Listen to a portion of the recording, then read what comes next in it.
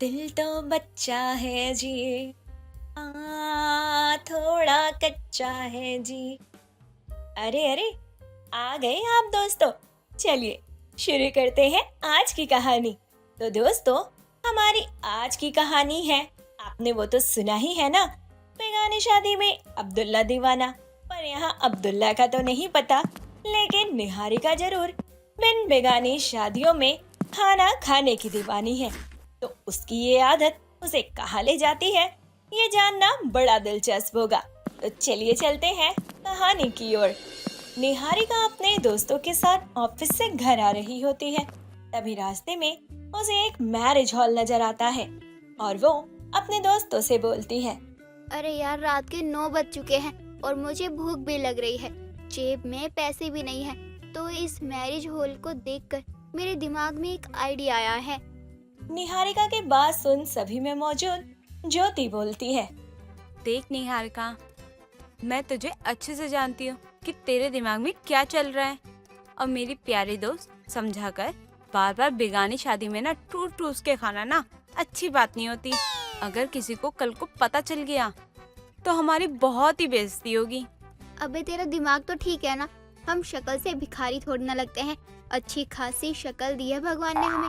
जैसे ही अंदर एंट्री करेंगे ना, सबको यही लगेगा कि हम या तो लड़के वालों की साइड से हैं या फिर लड़की वालों के। अरे निहारिका, रहने देना यार, कितनी बार जाएंगे बार बार। और आज तो मैंने कपड़े अच्छे भी नहीं पहने हैं, पुराना सूट पहना हुआ है और मेरा मन भी नहीं हो रहा यार जाने का। अब मेरा नाम ना निहारिका है और निहारिका के पास हर चीज का सॉल्यूशन होता है। और मैं अच्छे से जानती हूँ कि अभी ना शादियों का सीजन चल रहा है, तो चलते फिरते कहीं भी हमें बेगानी शादी मिल सकती है। इसलिए मैं एडवांस में अपने बैग में कपड़े रख के लाई हूँ। मेकअप का सामान तो वैसे भी है हमारे पास, और वो रहा सुलभ शौचालय। चल मेरी प्यारी ज्योति, चेंज करके आते हैं। निहारिका जबरदस्ती ज्योति को सुलभ शौचालय ले जाती है, जहाँ दोनों सहेलियां मिलकर कपड़े चेंज करती हैं और फिर अच्छे कपड़े पहनकर मैरिज हॉल में जाती हैं और पेट भर खाना खाती हैं। करीबन रात के 10 बज जाते हैं। तभी निहारिका की माँ कुसुम उससे फोन करके बोलती है। अरे कहाँ है तू? रात के 10 बज चुके हैं। तुझे हमारी कोई परवाह है भी या नहीं? जब देखो तब सारा दिन यहाँ वहाँ मटर गश्ती करती रहती है। अरे माँ, मैं तो खाना खा ही रही थी, शादी में आई हूँ ना। किसकी शादी में गई है तू? और कौन सा इनविटेशन? हमारे घर तो कोई कार्ड नहीं आया। फिर तू किसकी शादी में चली गई? अरे माँ, ऐसी शादियों को बेगानी शादी कहा जाता है और मैं अभी अपनी दोस्त के साथ बेगानी शादी में ठूस ठूस कर खा रही हूँ। अरे निर्लज लड़की, अरे थोड़ी तो शर्म कर ले। बिन बुलाए कहीं भी मुंह उठाकर चली जाती है। और तू घर आ पहले, आज तो मैं तेरी खबर अच्छे से लेती हूँ। निहारिका अच्छे से खाना पीना खाने के बाद घर जाती है।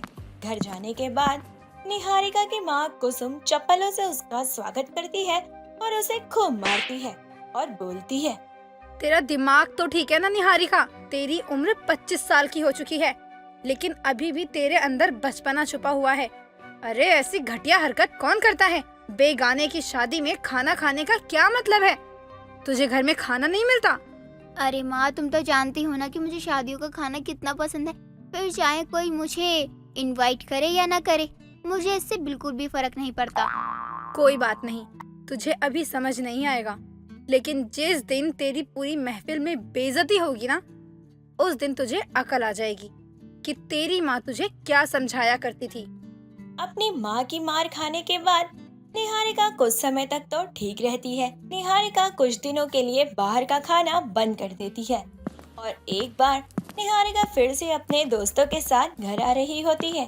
तभी रास्ते में उसे फिर से मैरिज हॉल दिखाई देता है और उस मैरिज हॉल में शादी हो रही होती है। निहारिका फिर से अपने दोस्तों के साथ मिलकर कपड़े चेंज करती है और मैरिज हॉल में घुस जाती है। मजा आ रहा है यहाँ का अरेंजमेंट देखकर। ऐसा लग रहा है जैसे किसी वीआईपी आदमी की शादी है। ये तो सब ठीक है, बट निहारिका, मुझे ना बहुत ही डर लग रहा है।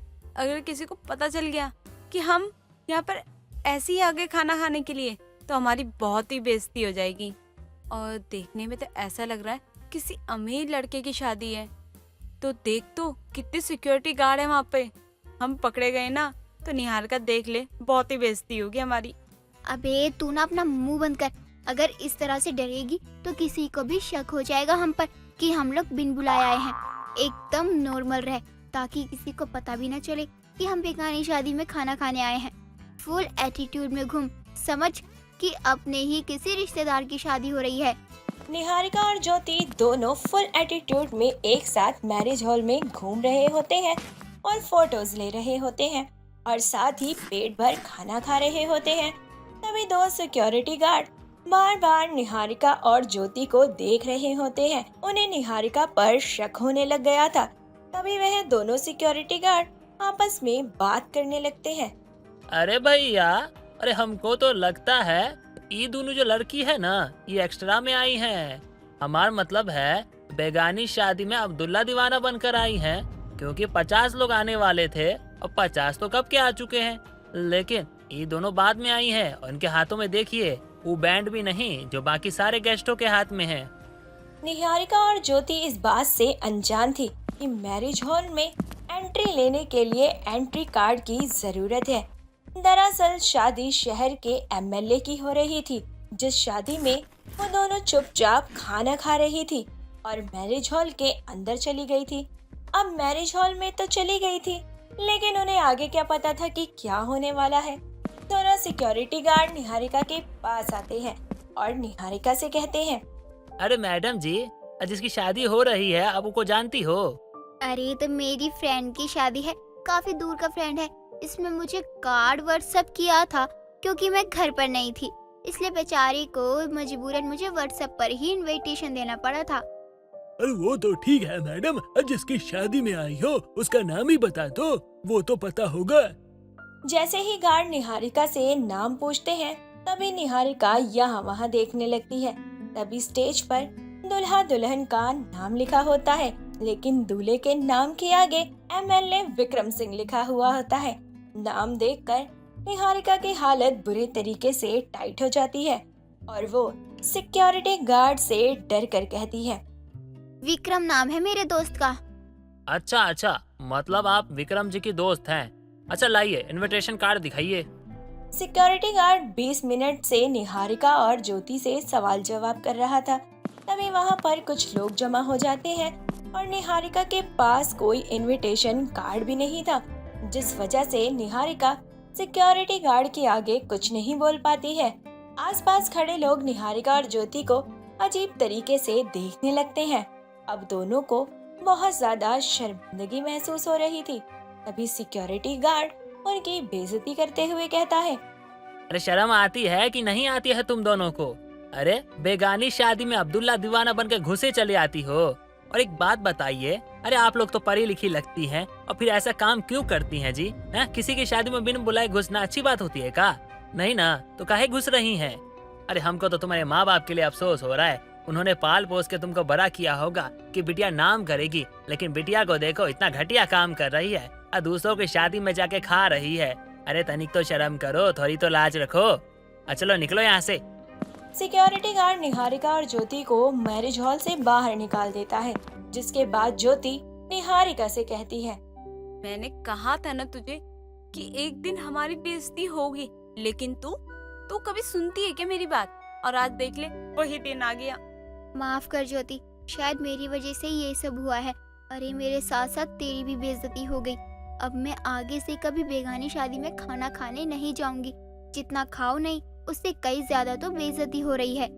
तो आखिरकार बेइज्जती होने के बाद निहारिका को समझ आ ही जाता है कि बेगानी शादी में खाना खाना इतना भी आसान नहीं है। दोस्तों, अगर आपको ये कहानी पसंद आई तो इसे लाइक करें, शेयर करें और कमेंट करके बताएं कि कहानी में आपको सबसे अच्छा क्या लगा।